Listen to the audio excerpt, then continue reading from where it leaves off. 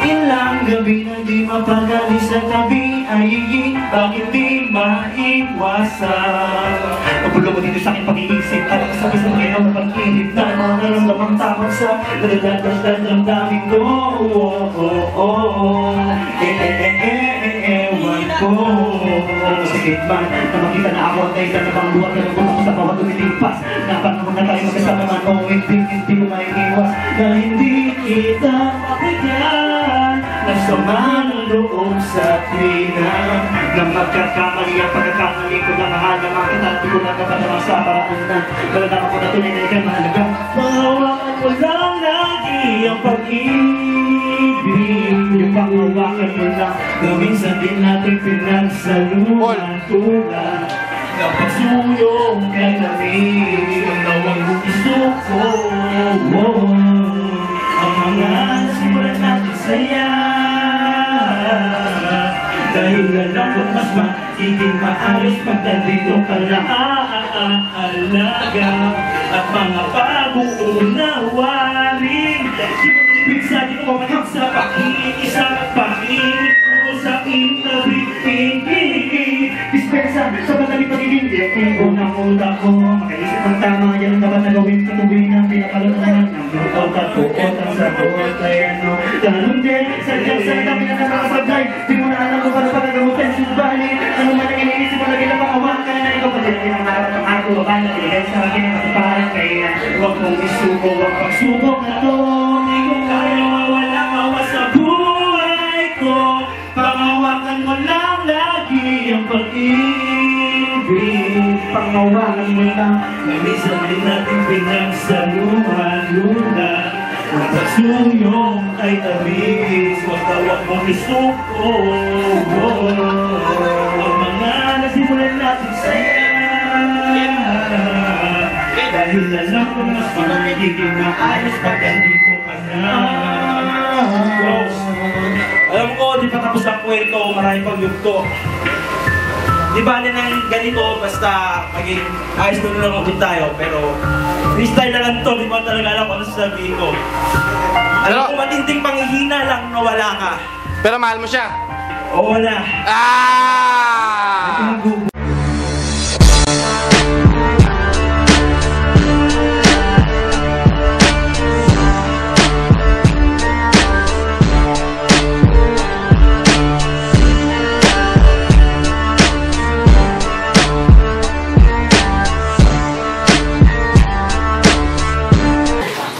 Okay, nandito tayo ngayon sa L Street.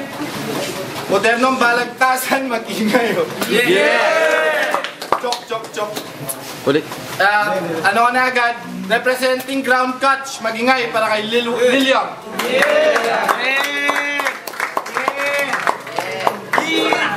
Sa kaliwa, representing Southside Pride, mag-ingay para kay Krytos. Yeah! Okay, nanalo si Krytos sa toss coin. Si Liliang daw yung mauna. Una 90 seconds para kay Liliang. Game! Okay, mauna, nagpunta ako dito para hindi makipagtawanan. Kaya kung ano man ang mga banat mong kalokohan, pakitago mo na lang yan. Yo, nagpunta ako dito para makipag-alaman. Para ba, kung ano ba ang laman ng utak ko sa isang baguhan. Yo, ikaw na ang bagyong Pablo na sa akin raragasa. Hindi mo alam, ako ang kawayenyo na sa'yo sasagasa. Pagkatandaan mo yan, na ako man ay isang dayuhan, pero hindi mo akalain na ikaw ay aking talunan. Alam ko naman na ang mga grupo nyo sa Ilagan ay nakasama ko na. Kaya hindi ko rin masasabi kung ano ba ang meron sila. Yo, ikaw ay Makata? Yo, hindi ko na kailangan dahil hindi naman ako nagpapanggap na Makata. Hindi naman ako Makata dahil ako ay isang biyasa. Biyasa na natuto dahil sa tadhana. Time. Okay, time! Una 90 seconds para kay Krytos. Game! Yo! Talagang mga taga-kawayenyo, pinapakita mo na lang ng katawan ng mga taga doon ay kawayan. Diba, hindi naman talaga ikaw dapat ang kaharap ko. Kaya Khalil, alam ko kung bakit hindi ka nakapunta, no? Kasi masarap yung hinain na hapunan mo. Alam ko naman na 5 kilo ng pigrulak ang bawat kainan mo. Yo, sabi ko na, nung nakita ko yung pangalan mo, Liliang, Ang mga taga-Tugega raw ay hari ng downtown habang ikaw amoy sardinas, ikaw yung hari ng Lil Youngstown.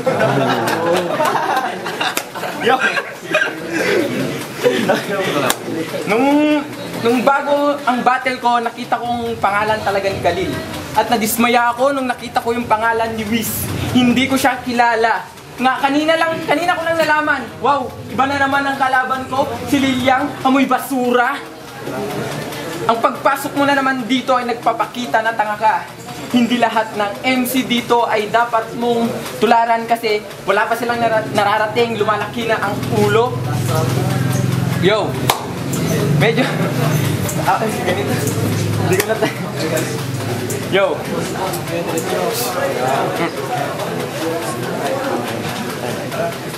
Time! Okay, round 2. Lilyang game. Unang laban, hinarap ako sa isang baguhan. Anong magagawa ko kundi siya'y aking patulan? Hindi mo inasahan na ang iyong kaharap ngayon ang siyang puputol sa iyong inumpisahan. Yo, pwede na ba ako magpakilala? Ako nga pala si Lilyang ng Batang Pobre sa Kawayan City, Isabela. Yo, eto lang masasabi ko sa'yo. Hindi naman ako sadyang nangangarap o nagpapanggap dahil may titulo akong hawak. Kung gusto mong malaman, ba't di mo ako subukan? Yo, G, gago sa gago, ba't di mo ako subukan? Respeto ang kailangan mo bago mo matutunan.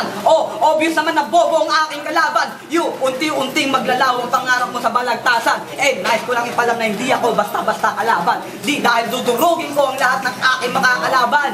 Cute ka sana kasubobo ka. Ano yung mga pormahan ganito kung eto naman na mukha? Di tama nang papanggap dahil kahit kailan di ka matututong mag-rap. Crazy people like you can't beat me dahil mas baliw ako sa'yo. Haters makes me famous pagkatandaan mo yan. Time. Okay, round 2 na Kratos game. Yo, ito lang ha, ayaw talaga ilang kalaban pero pakinggan mo to. Ang gobyerno dito sa ating lipunan ay gusto ko sanang magbago, yan ang aking pangarap. Pero paano mangyayari yon? Kung takam sila sa pagkain, sa kabanbayan ng lahat ng tao'y nakaharap. At sa sobrang sama ng bibig mo, puro kababuyan ang lumalabas. Alam kong ikaw yung pinadala ni Khalil dahil ikaw yung kanang kamay ni Satanas. At hindi ka rin naman nag-iisa dahil sinama mo na naman yung mga kaibigan mong Goriyas. Ganito lang talaga ako magsalaysay. Dapat mong asahan ang hindi mo inaasahan. Ganito lang ako tignan pero may tinatago din akong kabangisan.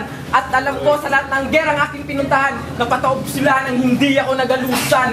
At alam ko, Lilyang na dala mo ang malasus na bara. Huwag mo kong biguin dito sa liga dahil ayoko ng drama. At nung narinig ko ang mga bara mo, ganito ang naramdaman ng utak ko. Bobo, boink, boink. Tawagin mo na lang si Khalil at sumigaw kayo ng oo, oink, oink.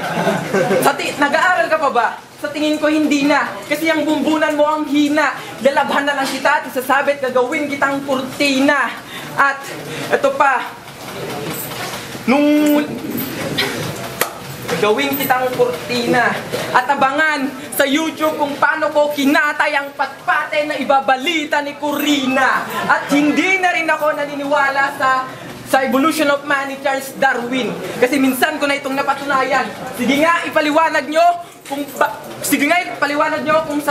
sa unggoy nagmula ang tao, bakit may nagmumukhang baboy at kabayo?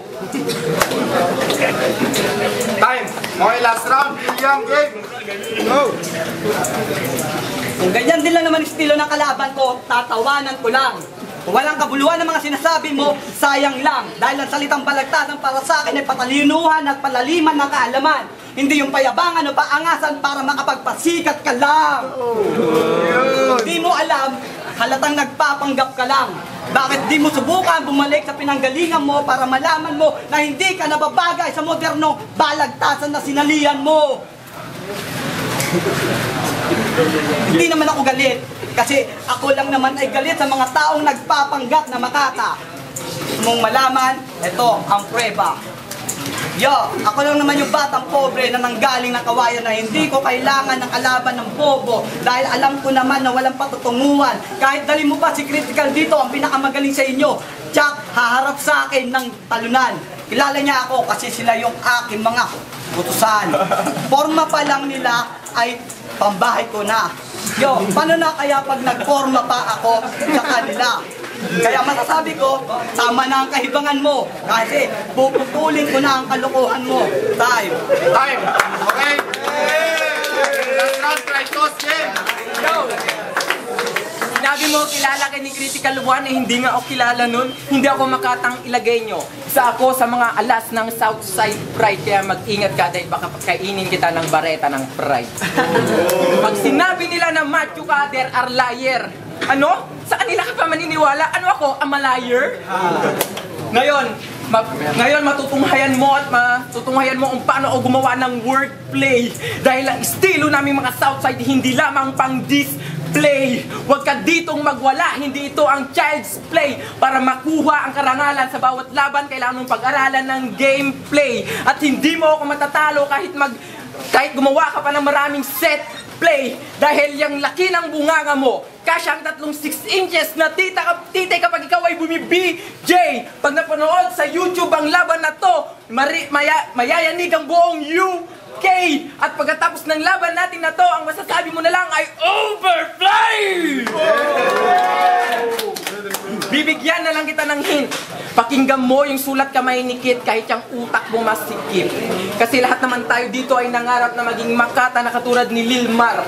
Pero kung mapapatawan man ako kung mapapatawan man ako ng cybercrime law dahil sa pambabatikos ko sa inyo, malinaw lang na gusto nyo, huwag mapag-usapan ng mga baho ninyo. Hindi nyo na kami mapapaikot dito dahil dito sa modernong paraan, mag-ingat kayo kasi kami ang inyong magiging kalbaryo. At ito lang kaibigan, huwag kang bumitiw sa iyong pangarap kasi nandito kami at hindi ka nag-iisa.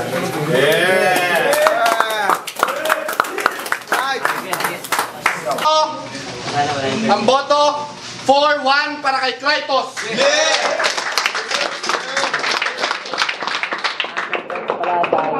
Kay Jik na nasa California, tapos si Marnel na nasa Hawaii. Shout out kay Boss Mark, kay Dr. J. Lumabas na yung bagong album niya.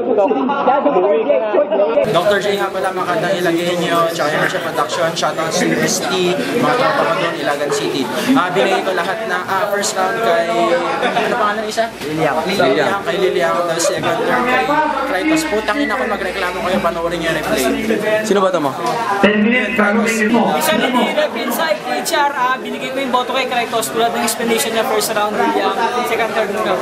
Yung mga nagreklamo, putang ina nyo, papabaril ko yun ni Mayor. Boss Mark na pala, Osman HR. Salang kay Dr. J. Kratos versus Liliang, all round sa kay Kratos. Hindi nga pala shoutout sa kay Bro, kay Kim, si Director, sensya na. Kritos. Go!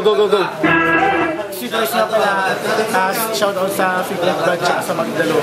Sorry pala kanina kay Director, ay nadamay na kasi talaga siya. Binigay ko yung boto kay Liliang kasi na-choke kasi si Kratos sa first tsaka second round. Kaya